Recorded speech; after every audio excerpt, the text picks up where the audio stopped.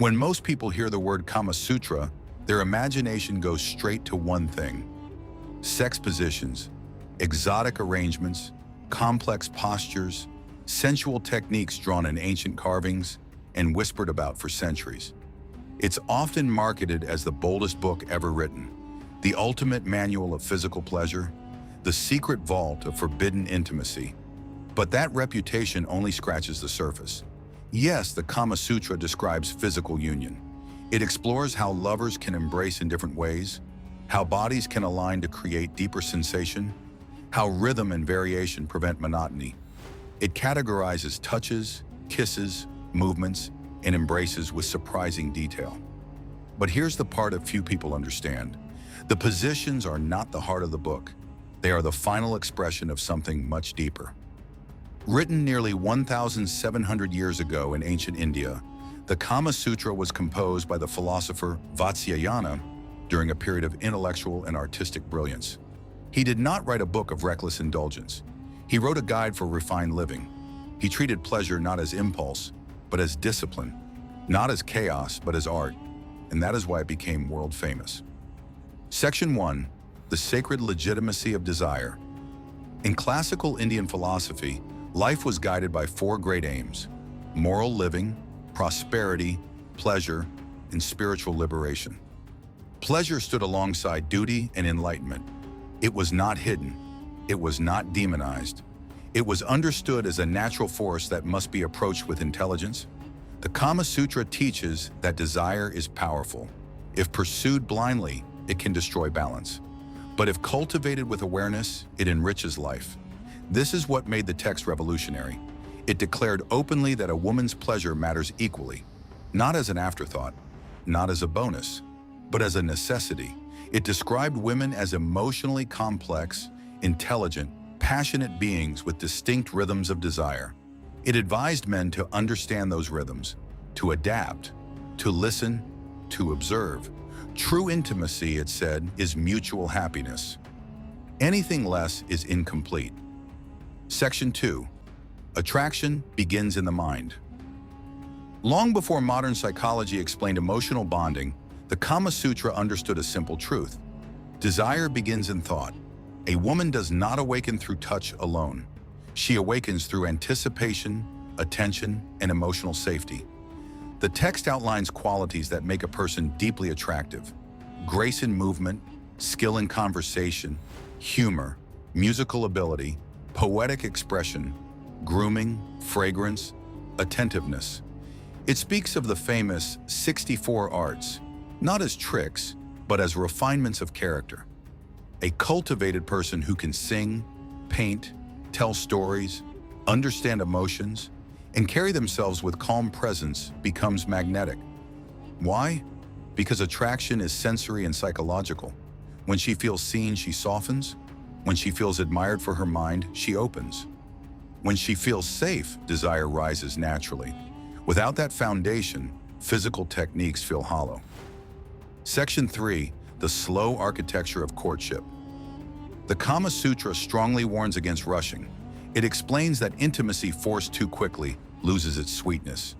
Instead, it describes a gradual unfolding of connection. First, shared environments and familiarity. Then trust through consistent behavior.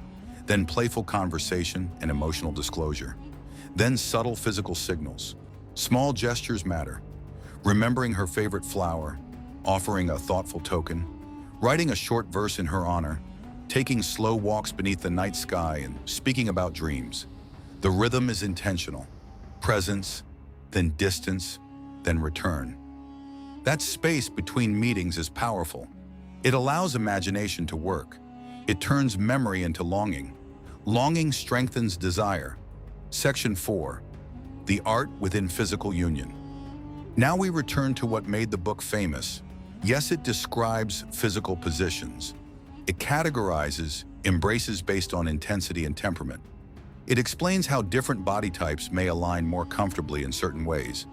It emphasizes variation to maintain excitement and prevent routine from dulling passion. But even here, the focus is not mechanical. The text insists that lovers must remain attentive to each other's signals. Movements must be adjusted. Pace must change according to response. Communication may be spoken or unspoken, but it must exist. Pleasure is not a performance. It is coordination. The goal is harmony. It even acknowledges that men and women often experience arousal differently. Patience, tenderness, and gradual build are essential. Emotional connection amplifies physical response. When both partners are fully engaged, ecstasy becomes shared rather than isolated. Section 5, Aftercare and Emotional Continuity. One of the most sophisticated teachings in the Kamasutra concerns what happens after intimacy. The book advises that a man should not withdraw coldly. He should remain affectionate, speak gently, offer comfort, share quiet conversation, maintain warmth. Why? Because emotional memory determines future desire. If a woman feels respected and cherished after closeness, her attachment deepens. If she feels dismissed, attraction weakens. The text understood bonding long before modern science measured it. Satisfaction is not only climax, it is how someone feels when everything grows quiet again. Section 6, Balance and Self-Control. Another surprising element of the Kama Sutra is its emphasis on restraint. It does not encourage obsession. It warns against neglecting duty or losing oneself in indulgence.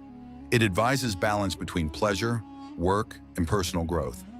Desire should enhance life, not consume it. This balance is what separates art from addiction. A person who is disciplined in life becomes more compelling in love. Stability creates safety. Purpose creates attraction. The book is as much about character as it is about intimacy. Section 7. Why it still captivates the world. Across centuries and continents, the Kama Sutra remained famous not because it was explicit, but because it was complete. It integrates psychology, aesthetics, sensuality, and ethics into one framework. Modern culture often fragments intimacy.